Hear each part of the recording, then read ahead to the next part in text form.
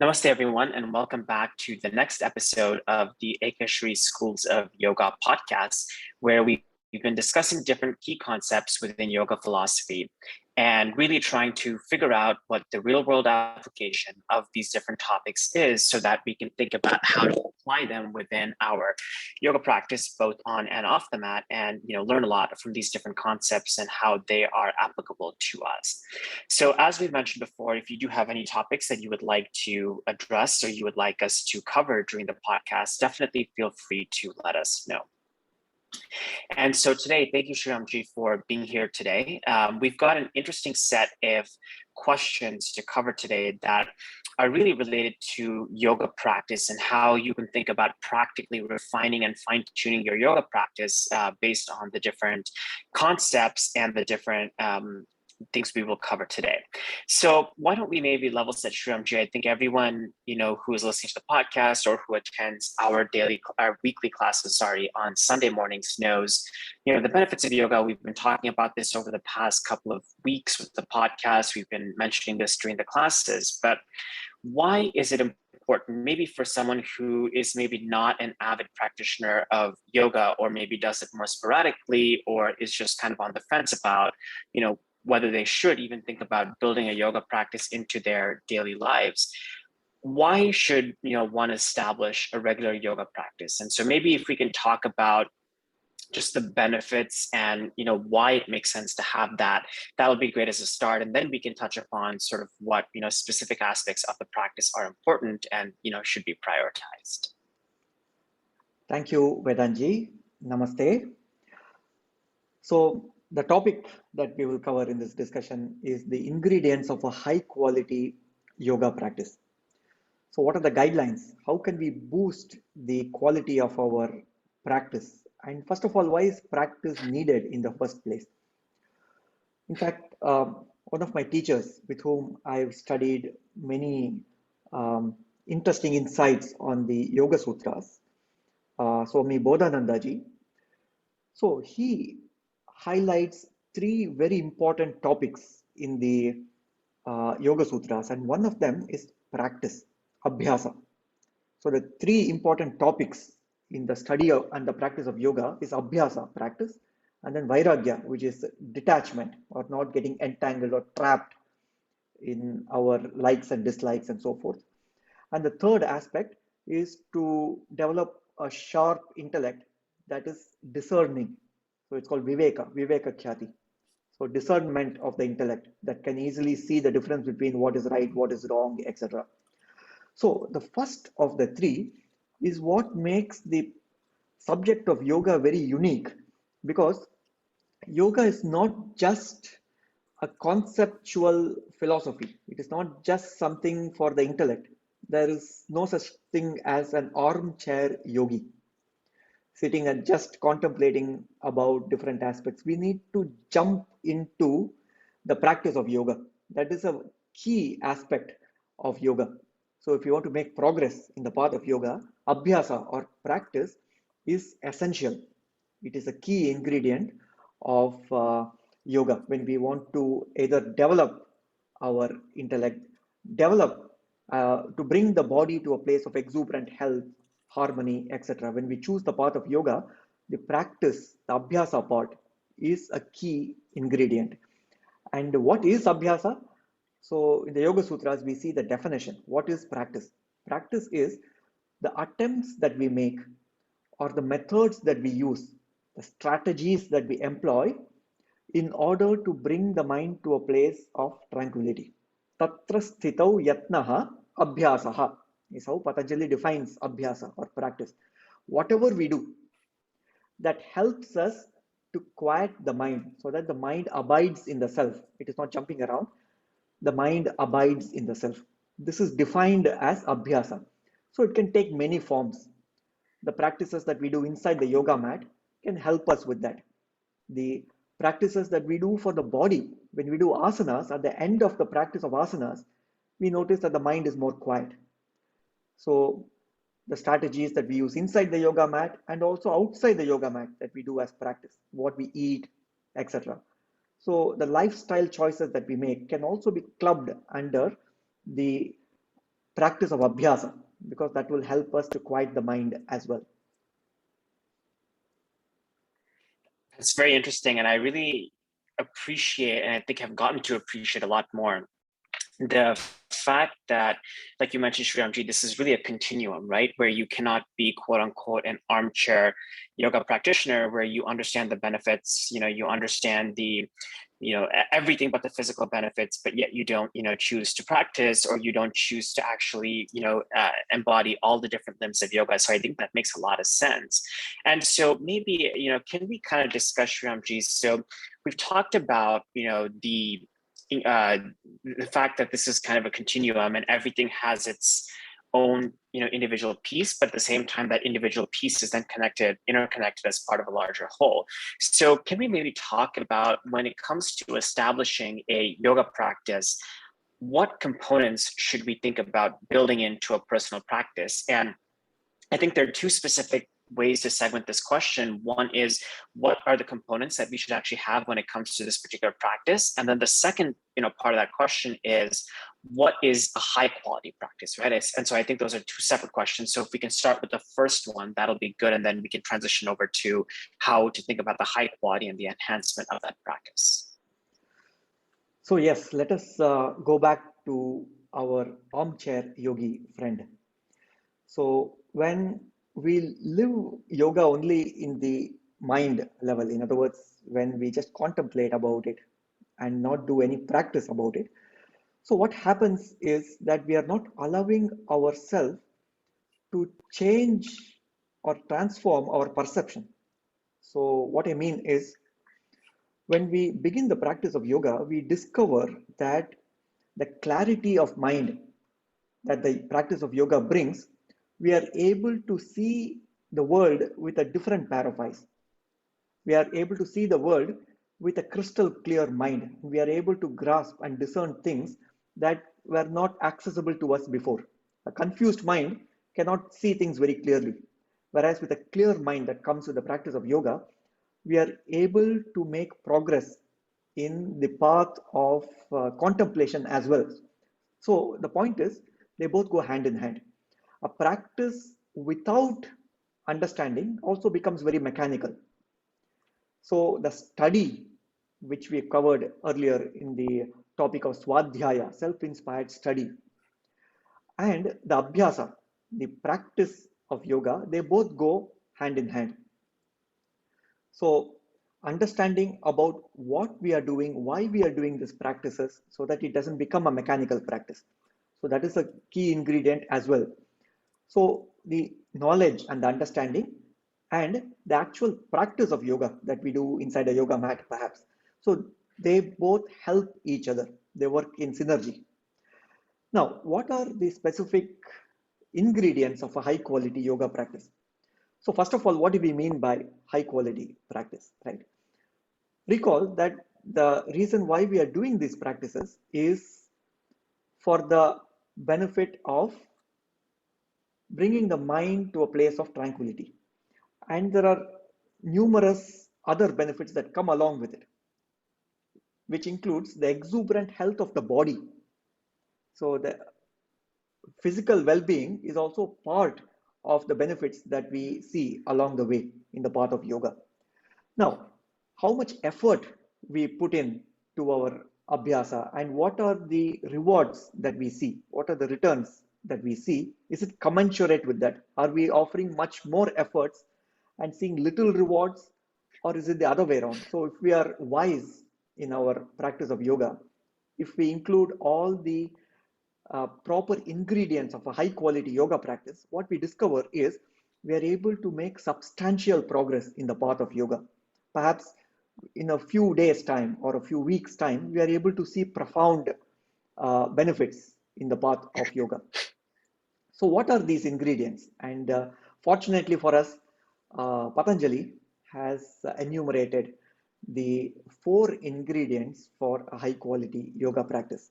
So let me talk about these 4 ingredients and then we will look into each of them individually in depth. So the sutra goes, Satu dirghakala nairantarya satkara asevito dridabhumihi. What it means is, the abhyasa or the practice should have these following ingredients to make it high quality. The first ingredient is dirgha kala, which means the practice should be done for a long time. That means it's a long-term commitment. It is not just a weekend activity, just doing the practice for 2 days and then neglecting the practice of yoga. It is something that we do over a long term. The long term benefits of yoga are the true benefits of yoga. That's when we see a big transformation taking place. So we commit ourselves to a long term practice of yoga, several months, several years, in fact, several decades of dedicating our life to the practice of yoga. That is Dirgha Kala. The second is Nairantarya. Nairantarya means without taking a break from the practice, establishing the rhythm of the practice on a regular basis, doing it daily without taking a day off. So this is Nairantarya, regular practice, setting the rhythm of the practice on a regular basis is equally important. And the third one, Satkara. Satkara means doing the practice with a positive attitude, with enthusiasm, with devotion, with love, not with a thought of obligation. Oh, I need to practice yoga today. I promised myself I will do it, so I have to drag the body inside the yoga mat. Not with that attitude, but with an attitude of enthusiasm. Wow, I look forward to the practice of yoga today. And with enthusiasm, jumping into the yoga mat with full energy, with full enthusiasm, and with love and gratitude. So that is Satkara. And then the fourth ingredient is Asevitaha, which means with complete attitude of serving the body and mind. Seva means to serve, and asevitaha. Asevita means with a full attitude, complete attitude that I serve this vehicle called the body. I serve these instruments, the mind, intellect, etc. So these are the four ingredients. Dirghakala, long time. Nairantarya, without a break. Satkara, doing the practice with enthusiasm, positive attitude, with love and devotion. And the fourth one is asevitaha. That means with a complete attitude of serving the body and mind. And when these four are established, Patanjali says, Drida Bhumihi. That means the benefits of yoga are firmly grounded. Wonderful. And I think that is a very interesting way to think about how to segment the goal of creating a high quality practice. And I really like how all those different elements are interconnected.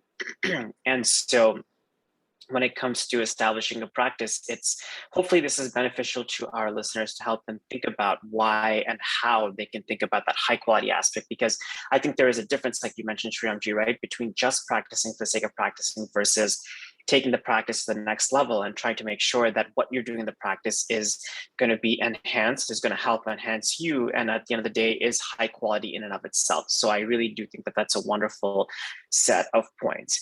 So Shriramji, I think the next logical question on that vein is, as people start to put together practice, maybe they start doing it for the first couple of months, maybe a couple of years, and then ultimately it becomes sort of part of your routine and part of what you think about doing on a day-to-day basis. Maybe it's in the morning, maybe it's sometime whenever during the day, but it becomes a habit and a ritual as part of your typical day-to-day life. So how do we think about keeping the freshness of this particular type of practice? And how do we think about making sure that each day when we're on the mat starting to do our yoga practice, we don't think of it as like, oh, one more chore I have to do? How do we think about keeping that enthusiasm for the practice going over the course of the long term? Yes, that is an excellent question, because all the yoga abhyasis, when they start out in the practice of yoga, will sooner or later come to this point. So initially, when the decision was made, okay, I'm going to embark on this journey of yoga, perhaps on the New Year's Day, when we take a resolution. And for the initial few days or few weeks, there's a lot of enthusiasm, there's a big momentum that helps us in the practice of yoga. But later, perhaps the freshness of the practice is not so much. Perhaps we also feel bored. So how do we keep up with the practice of yoga? What are the things that we can do? So first of all, in order to create a long-term habit, so remember the first ingredient is Dirghakala. We are in it for the long-term commitment, doing the practice for several months, several years, etc. So in order to establish a new habit, it takes time. Perhaps we slip and fall. In other words, some days we may forget to practice, or some days we may decide, okay, I'm too lazy to practice today, or perhaps you are overwhelmed with other commitments, etc. It is okay. In the beginning, it is okay. Even a little bit of practice. In other words, even if we have ignored yoga for say 2 or 3 days, the next time when you practice yoga, it is equally beneficial in the sense it will go a long way towards strengthening that habit, strengthening that samskara. So in the Bhagavad Gita, it is said, Krishna says in the Bhagavad Gita that swalpamapyasya dharmasya trayate mahato bhayat. Even a little bit of practice is very useful. It is very special. It has a big effect. So when we are creating a new habit, we are creating a new groove, so to speak. So each time we do that practice one more time, we are strengthening that groove one more time.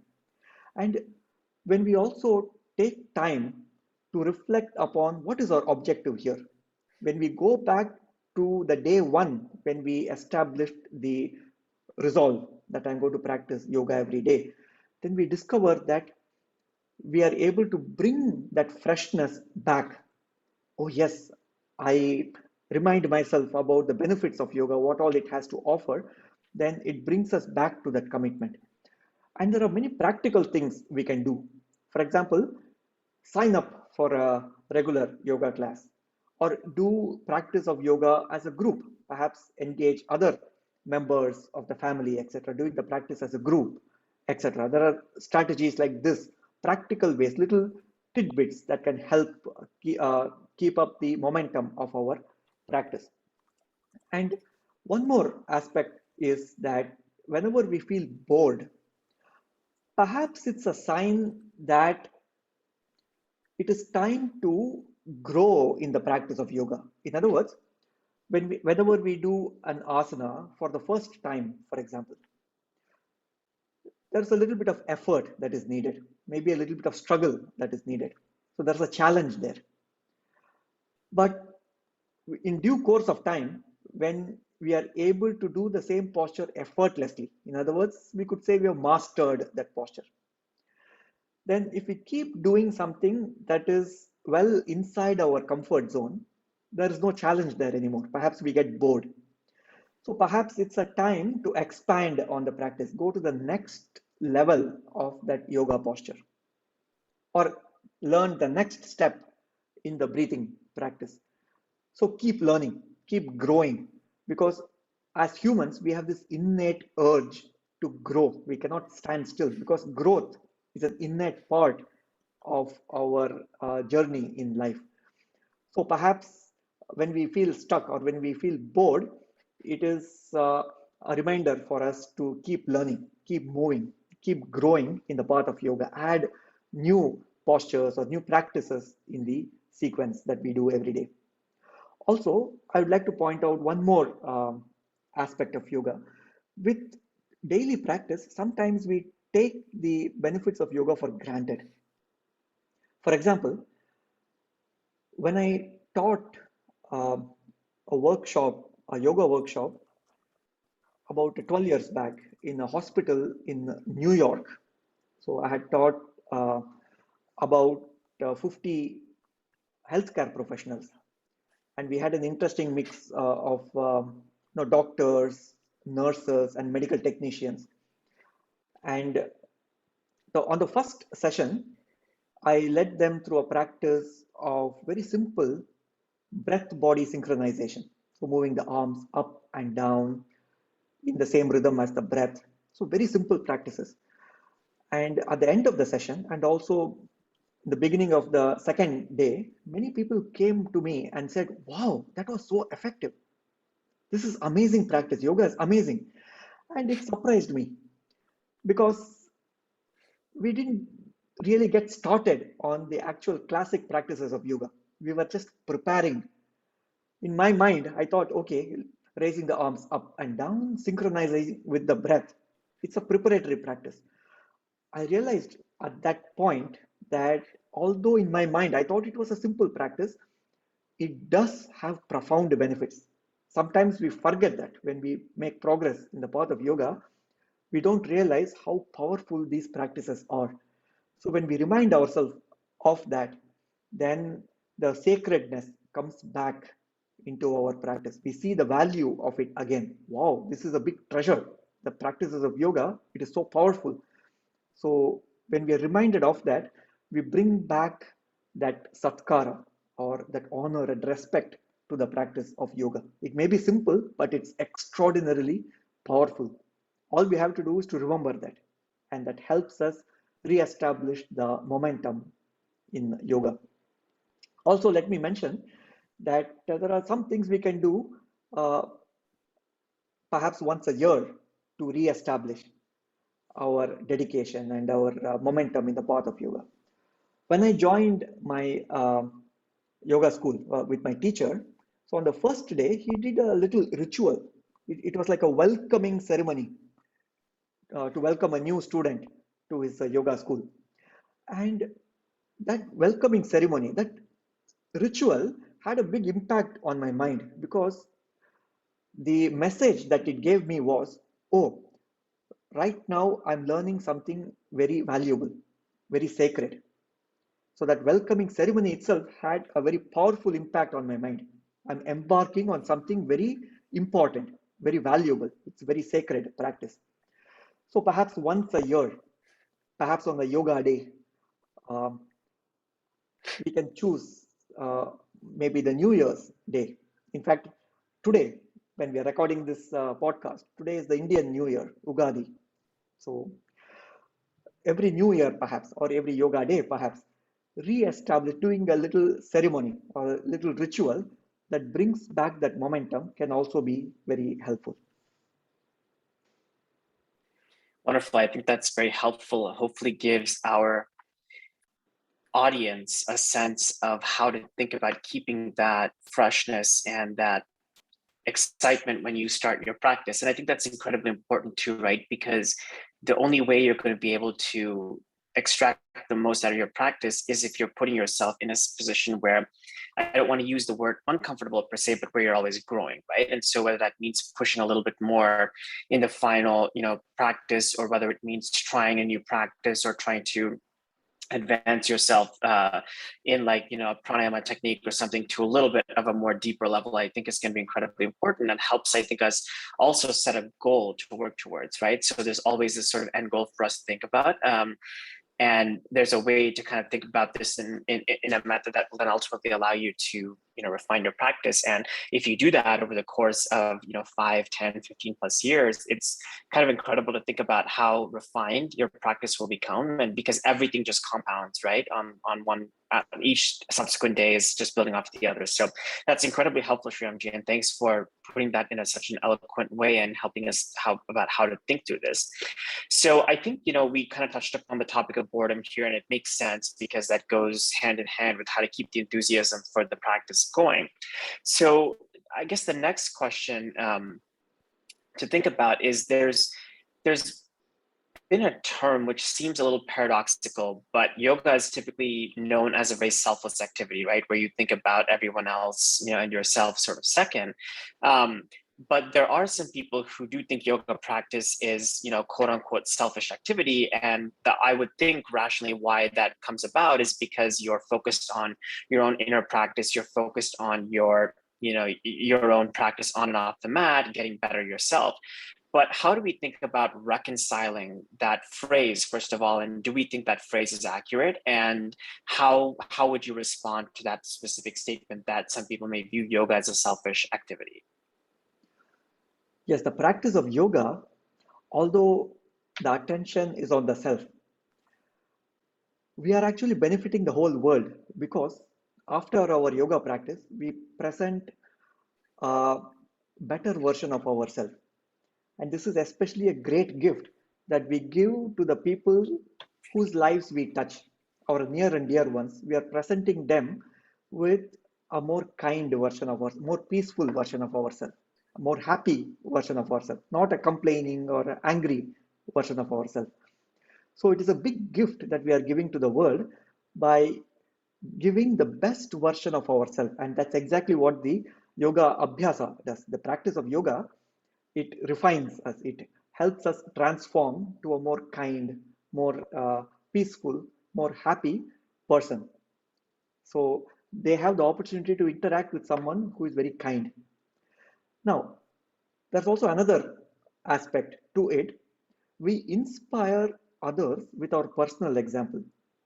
You see, when we practice yoga, it is not just benefiting ourselves, but also the others who see us doing the practice inside the yoga mat, perhaps the family and friends, um, when they realize that we value this practice of yoga, this time, half an hour or 1 hour, is very sacred. I practice yoga every day. Then it also sends a message. It can inspire people. Oh, I want to step up into the practice as well. So the best way to change others is to be the change ourselves. As Mahatma Gandhi says, one of his most famous words, be the change you wish to see. So the joy of yoga, we are actually sharing with others. We are helping others to also embark on the practice of yoga. Our words, if we tell them, okay, please practice yoga, it's going to benefit you, perhaps it might have some effect, but a stronger effect or a more powerful way to convey the same message is to be that role model. When we are practicing yoga, we are helping others also see that and use our example as a role model. We are actually helping others as well. So in this sense, it's not at all a selfish activity. Also, let me briefly go back to one of the points, one of the great points that you made about compounding. In other words, when we keep up with the practice of yoga, every little bit of practice that we do each day, it builds up on the practice that we did before. So every day we make small steps, but the small steps, they compound, they accumulate, and over a period of time, profound transformation takes place. And Patanjali says that very beautifully in one of the sutras, Kramanyatvam Parinamanyatve Hetuhu. Krama means a small step. They're taking one more little step. But then when it accumulates, Parinama happens. Parinama means a great change or a great transformation. And the mechanics of how this happens is very interesting. It is like when we boil water, you don't see a big change immediately. You wait until the temperature reaches the boiling point, and suddenly there's a big transformation. The water becomes vapor. So every ounce of heat that we introduced to the water contributed to that moment of transformation. So the transformation can happen any moment in our life. So all we are doing with our daily practice is to take that one more step, one more step. So when I meditate today, perhaps the monkey mind is still jumping around. Tomorrow when I meditate, perhaps we don't see any big change, but we still continue with the practice. Although we don't see any quick results or any evidence that there is a transformation, we continue with our practice, trusting the practice. This is what is called Shraddha. Shraddha means we trust the process. And one fine day, perhaps a quantum leap happens, a big transformation happens. The mind really becomes quiet. So little by little, these steps, they accrue over time to create profound transformation. So that is a very unique aspect of Abhyasa. Regular practice helps us achieve this transformation. Yeah, and I think that's a very interesting point, Shrimji. So maybe, one thing that I'm sure all our listeners are curious, and myself as well. Can you maybe give an example just from your own personal practice, like when you started compared to where you are now, just to maybe illustrate the power of, compounding when it comes to the yoga practice, and how it's benefited you. So I'm sure that could take a while, but maybe just if you have like 2 or 3 main points that you feel have really made the difference after so many years of practice, what would those couple of points be that that daily practice has really done for you? Yes, I'm reminded of my initial entry point into yoga. So I was 11 years old when I started the practice of yoga, and my objective of practicing yoga was not something very profound or some great thought. It was just like I want to touch my toes. So I saw one of my friends practicing yoga. He inspired me to the practice. I was just mentioning about how, with their practice, we can get inspired into the practice of yoga ourselves. So my only goal when I began the practice of yoga was I should be able to touch my toes, keeping the knees straight. So when I started, there was like a 1 foot gap between my fingertips and the toes. And I thought, oh my God, this is not going to happen. It's a very big distance. And I practiced diligently. That was my only objective. And I practiced diligently, and it took me about 18 months to achieve that goal. 18 months, and I was very happy with that. And then along the way, I discovered that yoga is much more than that. And as they say, search for a trinket, find a treasure, right? My initial goal was something tiny to touch my toes, but then I discovered that yoga is a treasure. So coming back to the point about compounding, how it works. So reaching the toes, it took me 18 months, and then I set my goal post to the next advanced practice of an asana. I selected another asana, which was really a very advanced posture, deep back bend. I noticed that in order to achieve that posture, it didn't take me 18 months because I was working off of the momentum that was already built up. So thanks to the daily practice of yoga that I had established, I was able to reach that goal, the second goal, in a much shorter period of time. So many investment backers, they say this the first million is the most difficult to make.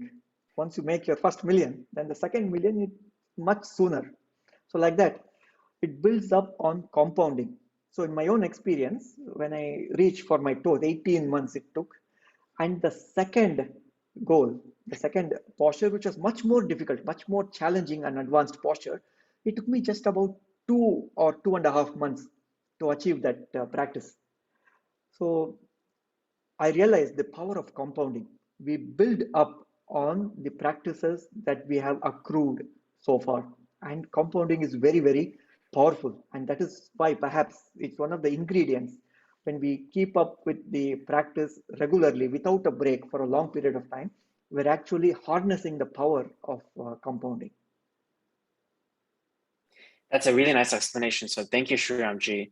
And maybe one follow-up to that, right? So I think, like you mentioned right at the start, when you have this, maybe external goal about, for example, being able to touch your toes, or maybe, for example, I want to be able to, if it's like, a backward bend all the way back, where I can really get all the way and get a good stretch. So I feel like those are all very direct goals, very explicit outward goals that you can kind of see, okay, for example, my practice is lacking because physically I'm not able to do, this or that, for example, like touching your toes. So once you're able to do that, like let's just say you're able to touch your toes, you're able to do your backward bend, how do you think about what the next goal for you should be, which is probably more internal or inward when it comes to that specific practice, right? So how should our listeners think about that internal goals, right? Because that may not be the easiest thing to kind of think about or even know what the next step really is in your practice. So how should you think about that specifically? Yes, that's an excellent point. Yoga is not about touching toes or bending back 360 degrees and twisting the spine in weird ways and so forth. The physical aspect of yoga, the asanas part and the vinyasas, etc., they are a key ingredient of the yoga practice, but that is not the end goal. We can get sidetracked and learn more and more advanced postures, but that defeats the objective of yoga. The objective of yoga, as you rightly pointed out, is a more introspective practice where we bring the mind to a place of tranquility. And having a healthy body, a light limber body helps because we can transcend the body. All these postures help for the body to be situated stably in a sitting position, and the body feels light, so we can transcend the body and take the awareness towards the inner world. We can establish the place for meditation to unfold naturally. So that is how the practices of the body, the asanas, help with the larger goal of the true goals of yoga, namely chitta vritti nirodha. That means to bring the mind to a place of tranquility. And in my experience, the whole process unfolded in an organic manner. In other words, it happened naturally. As kids, it is very difficult to imagine that on day one they'll be inspired to meditation. You see, perhaps the focus there when we are growing up as kids, perhaps the focus is naturally on asanas. And then as we grow up, then perhaps the value of pranayama shines. And then during the when we establish our practice with asanas and pranayama, naturally the focus shift towards more and more inner practices as well. So the whole thing unfolds holistically, and it's a natural part that unfolded in my experience. So let me briefly mention one more story based on my experience with my teacher. So when I was initiated to the practice of yoga, as I mentioned before, my objective was mainly on the physical aspects of yoga. I wanted to learn more and more advanced postures because as a 11, 12-year-old boy, my fascination towards advanced postures were the focus for me. So one day I learned from my teacher one of the classic postures in yoga called the Mayurasana, the peacock posture. Peacock posture is where we balance the body like a seesaw, and the only point of contact with the ground is the palms.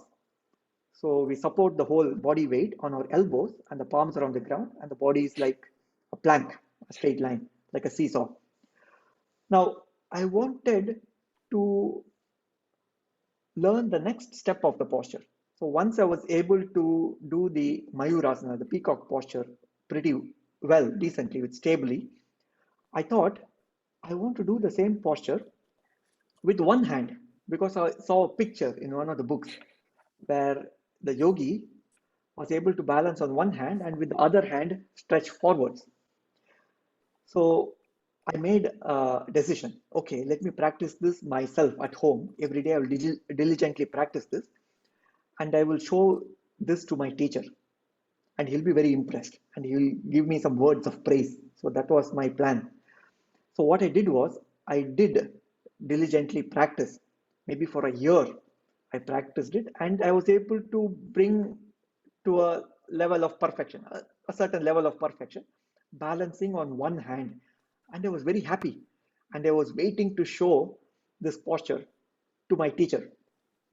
So in the next yoga class, at the end of the session, I showed that posture to him, and where I was able to balance on one hand, and I was waiting for his praise.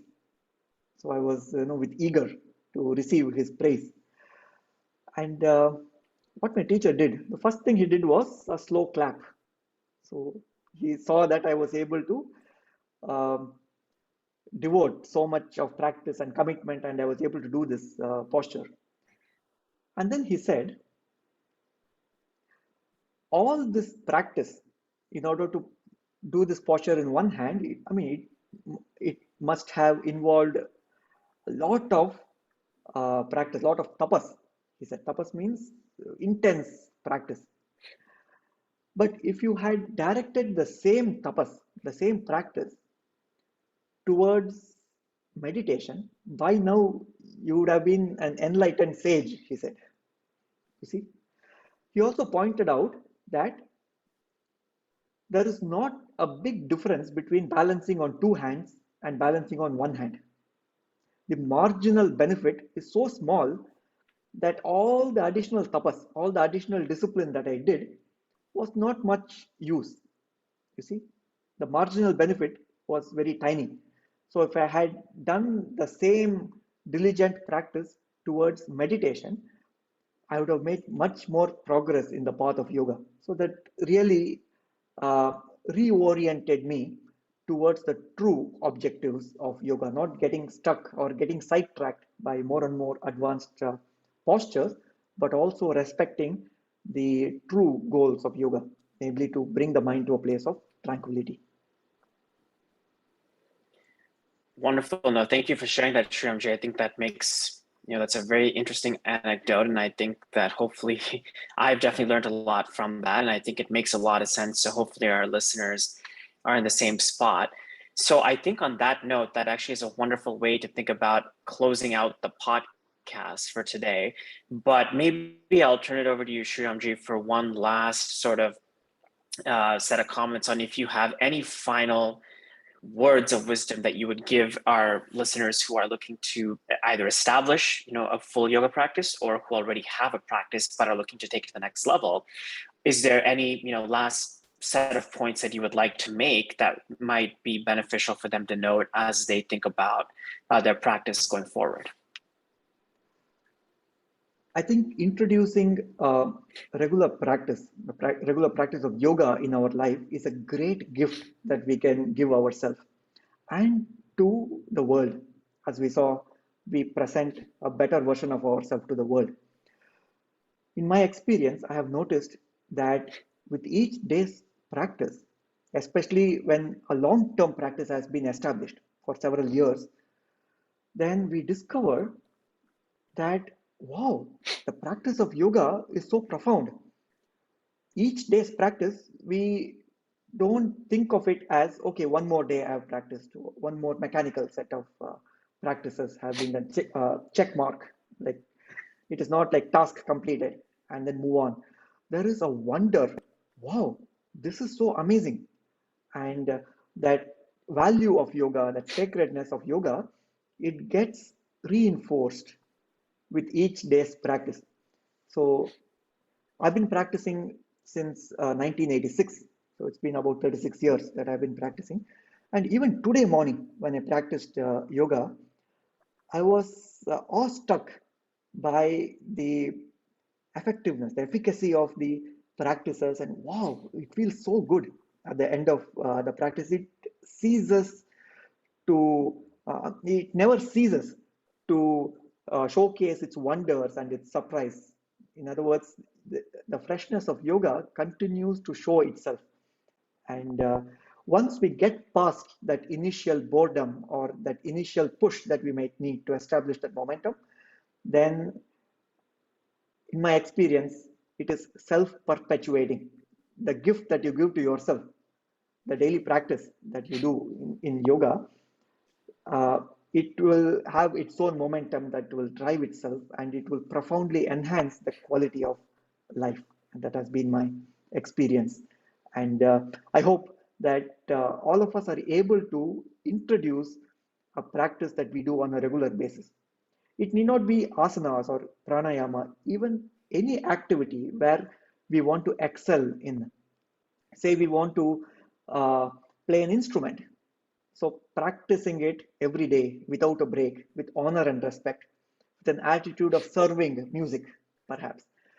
Then these four ingredients can be applied not just in the context of asanas and pranayamas and so forth, but in any activity, any endeavor that we seek to excel in our life. We can introduce these four ingredients. Wonderful. I think that's a wonderful way to close out our session for today. So thank you so much, Shriramji, for this very interesting discussion. I think, I think on paper, it's a very simple topic, yet there is so much to actually discover and kind of understand behind it. And so hopefully this has actually given our listeners some, more context and direction when it comes to their own personal practices and how to think about further, refining their practice and further adding more enthusiasm and a sort of a direction on where to go with their practice going forward as well. So thank you so much, Shriram ji. And why don't we go ahead and close out our podcast session for today? Thank you, Vedant ji, and thanks everyone for Thank you. listening. Namaste. Namaste.